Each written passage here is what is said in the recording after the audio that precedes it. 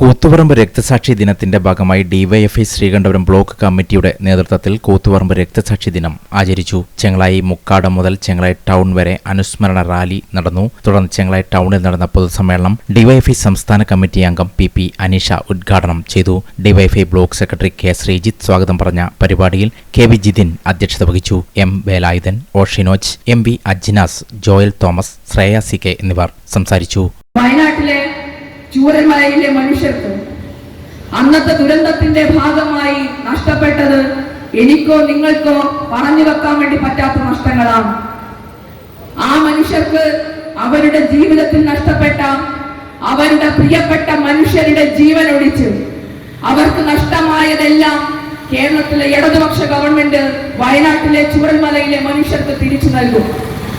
വയനാട്ടിലെ ചൂരൽമലയിലെ മനുഷ്യർക്ക് ഞാനോ നിങ്ങളോ വിചാരിച്ചാൽ തിരിച്ചു നൽകാൻ വേണ്ടി പറ്റാത്ത അവരുടെ പ്രിയപ്പെട്ട മനുഷ്യരുടെ, സ്വന്തം അമ്മയുടെ, സ്വന്തം അച്ഛന്റെ, ഭർത്താവിന്റെ, ഭാര്യയുടെ, സ്വന്തം പ്രിയപ്പെട്ട മനുഷ്യരുടെ ജീവൻ ഒഴിച്ച് വയനാട്ടിലെ ചൂരൽമലയിലെ മനുഷ്യർക്ക് നഷ്ടപ്പെട്ട എല്ലാ നഷ്ടങ്ങളെയും കേരളത്തിലെ ഇടതുപക്ഷ ഗവൺമെന്റ് നികത്തുമെന്ന് കേരളത്തിലെ മുഖ്യമന്ത്രി ആ ചടങ്ങിൽ വെച്ച് പറഞ്ഞു. നവംബർ മാസം 1-ാം തീയതി ഈ നാട് അഭിമാനത്തോടുകൂടി ലോകത്തിന് മുമ്പിൽ തലയുയർത്തി നിൽക്കുന്ന കാഴ്ച നമ്മൾ കണ്ടു. അതിദാരിദ്ര്യമുക്ത സംസ്ഥാനമായിട്ട് കേരളം എന്ന് പറയുന്ന സംസ്ഥാനം ഈ നാടിനകത്ത് അടയാളപ്പെടുത്തുന്ന കാഴ്ച നമ്മൾ കണ്ടു.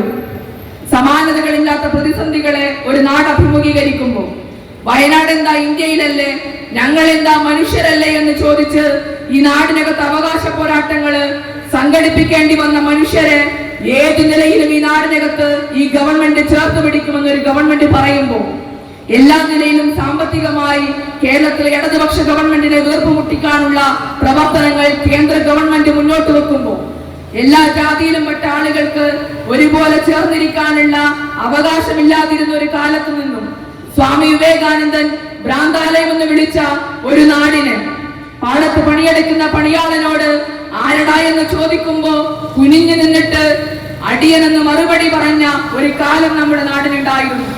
ആരടാ എന്ന് ചോദിക്കുമ്പോ കുനിഞ്ഞു നിന്ന് അടിയനെന്ന് മറുപടി പറഞ്ഞൊരു കാലത്തു നിന്നും ആരടാ എന്ന് ചോദിക്കുമ്പോ നിവർന്നു നിന്ന് ഞാനടാ എന്ന് മറുപടി പറയാൻ കേരളത്തിന്റെ ജനങ്ങളെ പ്രാപ്തമാക്കിയത് ശ്രീനാരായണ ഗുരു, അയ്യങ്കാളിയും